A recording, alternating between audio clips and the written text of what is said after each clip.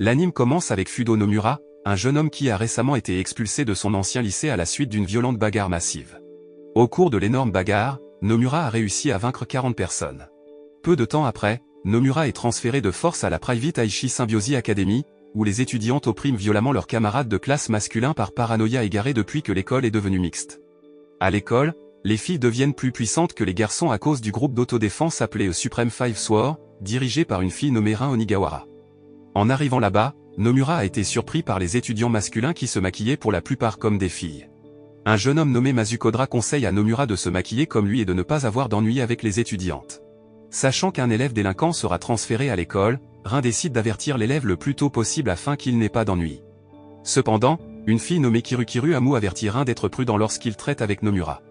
Amu, connue sous le nom des Impératrices après avoir vaincu à elle seule 2 des 5 épées suprêmes, s'est apparemment battue une fois contre Nomura. Même ainsi, Rin ne sembla pas prêter beaucoup d'attention à l'avertissement d'Amu et se précipita vers Nomura dans sa classe. Là, Rin tient Nomura à la pointe de l'épée pour céder aux règles ou quitter l'école. Cependant, Nomura les a rejetés tous les deux, puis s'est enfui de là. Rin se précipite après lui, jusqu'à ce qu'ils entrent dans une bataille féroce. Lorsqu'il était presque pressé, Nomura a finalement utilisé son arme phare, des gants à l'épreuve des couteaux, et a lancé sa technique de signature, la balle spirituelle, une puissante frappe de la paume qui pouvait facilement renverser Rin d'un seul coup. Peu de temps après, une fille nommée Nono, qui est le commandant en second de Rin, frappe Nomura sur la tête, alors il tombe et embrasse accidentellement Rin, ce qui la met très en colère et embarrassée. Après la défaite de Rin, Mari Kikakuju, une étudiante franco-japonaise bien dotée et membre des Supreme Five Sword, a l'intention de combattre Nomura. Cependant, sa petite sœur, Shoka, empêche Mari parce que Shoka veut en fait le combattre en premier. Le lendemain, Nomura prévoit de faire un voyage en dehors de l'école. Mais avant cela, il doit d'abord obtenir l'autorisation des 5 membres des Supreme Five Sword. À cause de cela, Nomura a ensuite préparé un repas spécial pour Rin en guise d'excuse pour l'incident il y a quelque temps, ainsi que pour demander la permission de sortir de l'école. D'un autre côté, Rin s'avère avoir de la fièvre après avoir combattu Nomura, elle doit donc se reposer dans sa chambre. Nomura a ensuite rencontré Rin dans sa chambre et lui a donné la nourriture. Lors de sa rencontre avec Nomura, elle semble avoir des sentiments pour lui après qu'il se soit accidentellement embrassé. Cependant, les deux sont impliqués dans un incident qui fait mal comprendre Nono, puis attaque Nomura. Nomura se précipita pour fuir la poursuite de la fille, mais à la place, il rencontra Shoka, qui semblait si désireux de le combattre. Nomura a finalement été contraint de combattre les 2 filles. Cependant, il a pu facilement les maîtriser tous les 2 et s'est enfui de là. Dans l'après-midi, Rin rencontra Nomura et lui donna la permission de se promener à l'extérieur de l'école. Le lendemain, Nomura fait l'objet de commérages de la part des étudiantes de l'école, car il est considéré comme ayant commis un acte inapproprié en battant Shoka et Nono. Mazukodra avertit alors Nomura de faire attention à Mari Kikakuju, car Mari prévoit de combattre Nomura après avoir vaincu sa sœur Shoka. Mazukodra a également parlé d'Amu, l'impératrice qui a pu vaincre Rin et Mari très facilement. En entendant l'explication sur Amu, Nomura s'est immédiatement rendu compte qu'elle était la fille qu'il avait battue auparavant, lorsqu'il a subi de graves blessures et a été hospitalisé. Après cela, Nomura a rencontré Rin qui a dit qu'à partir de maintenant, elle le surveillait et lui a demandé de ne pas causer de problème.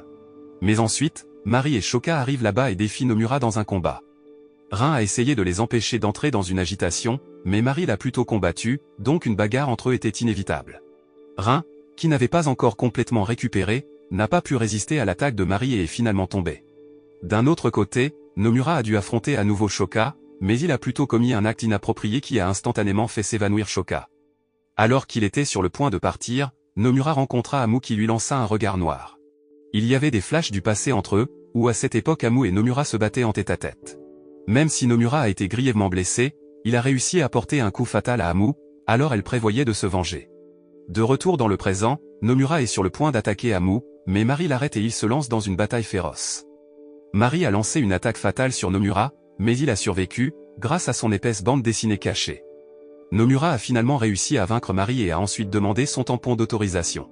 D'un autre côté, après son combat avec Nomura, Mari semble avoir acquis des sentiments pour lui après avoir échoué à le persuader de toucher son corps. Mari donne volontiers son cachet à Nomura et propose de le surveiller comme Rin l'a fait. Mari devient finalement la 2e personne à se rapprocher de Nomura, mais se dispute à la place avec Rin pour le surveiller.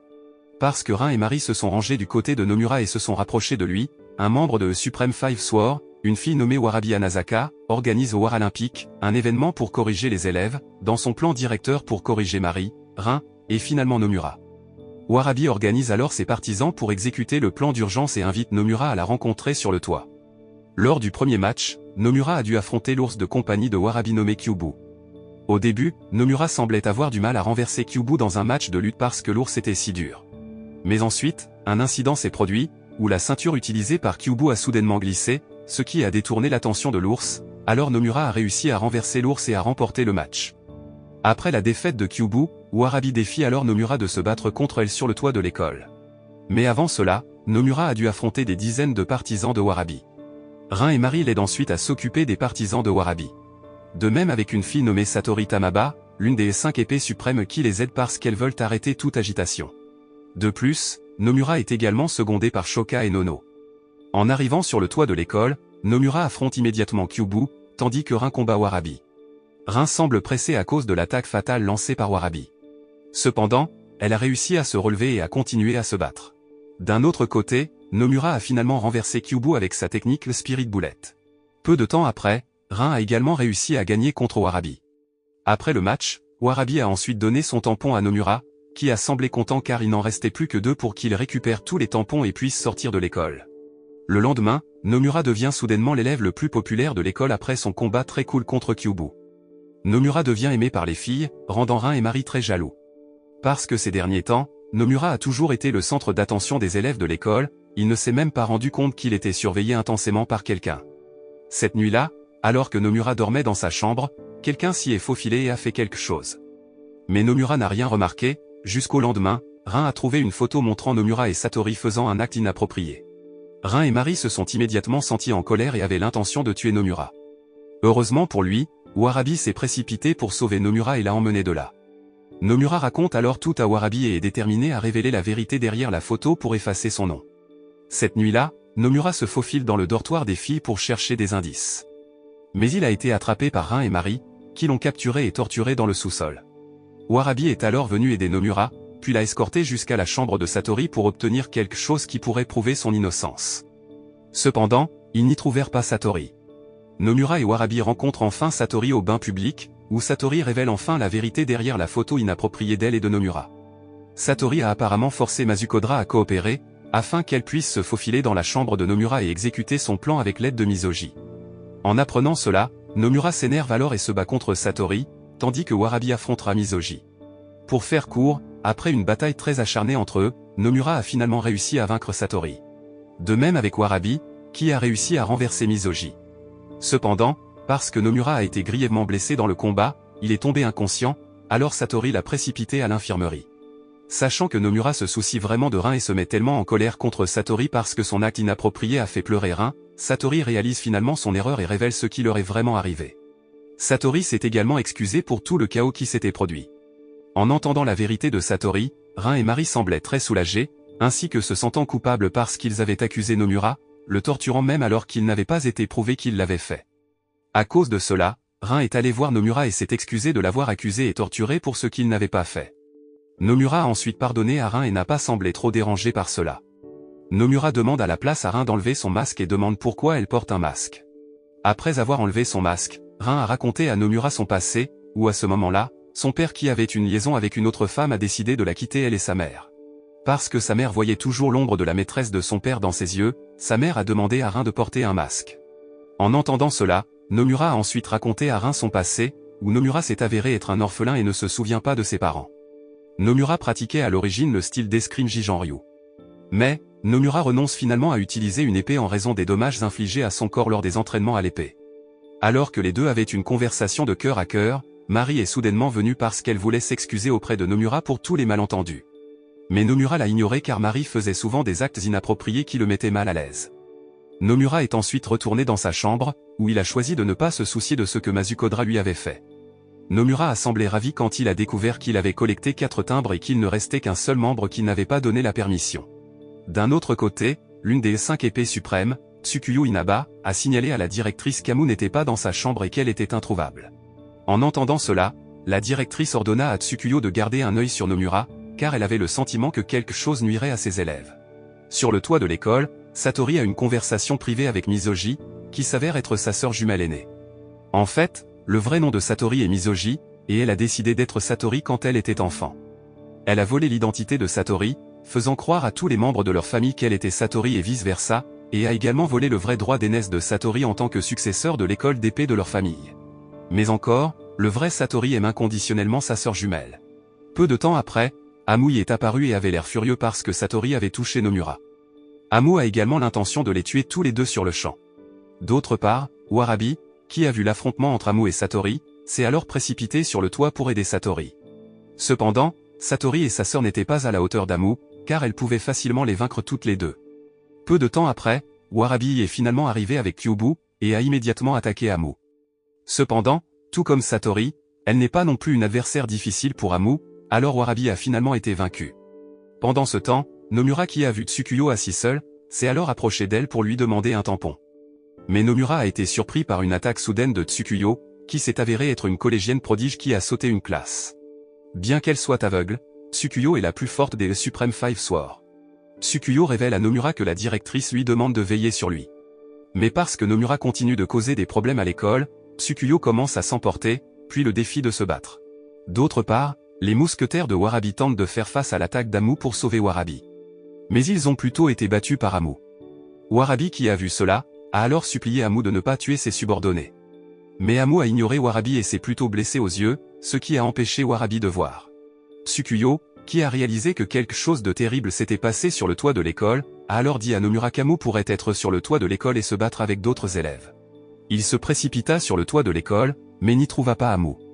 Lorsque Nomura est sur le point d'aider Warabi et les autres, la directrice arrive et lui dit de chercher où se trouve Amu, pendant qu'elle soigne les blessures de ses élèves. Pour faire court, les autres Supreme Five Swords ont finalement trouvé où se trouvait Amu et se sont immédiatement préparés à l'attaquer.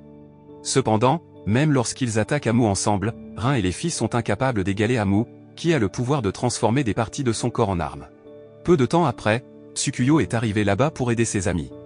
Tsukuyo s'est avéré être assez dur pour blesser Amu et la submerger, bien que Tsukuyo ait également dû être gravement blessé par l'attaque mortelle d'Amu.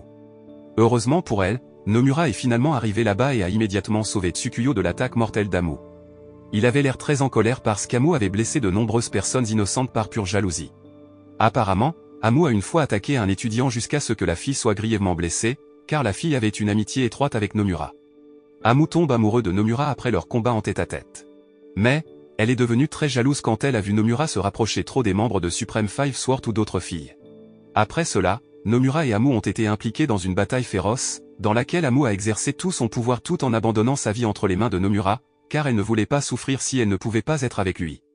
Après une longue bataille entre les deux, Nomura a finalement vaincu Amu. Tsukuyo dit alors à Nomura qu'elle veut qu'il devienne son disciple pour augmenter encore la puissance de son Spirit Bullet. En échange, Tsukuyo donnera à Nomura son cachet. Après cela, la directrice est arrivée là-bas et a décidé que Nomura et Amu seraient expulsés de l'école. En entendant cela, Nomura n'a eu d'autre choix que d'accepter sa décision. Nomura a ensuite rendu visite à Warabi et Satori qui étaient soignés à l'hôpital car leurs blessures étaient assez graves. Nomura leur a également dit au revoir car il allait bientôt quitter l'école. Pendant ce temps, Rin et Mari ont supplié la directrice de ne pas laisser sortir Nomura parce qu'il ne voulait en fait que les aider à faire face à l'attaque d'Amu.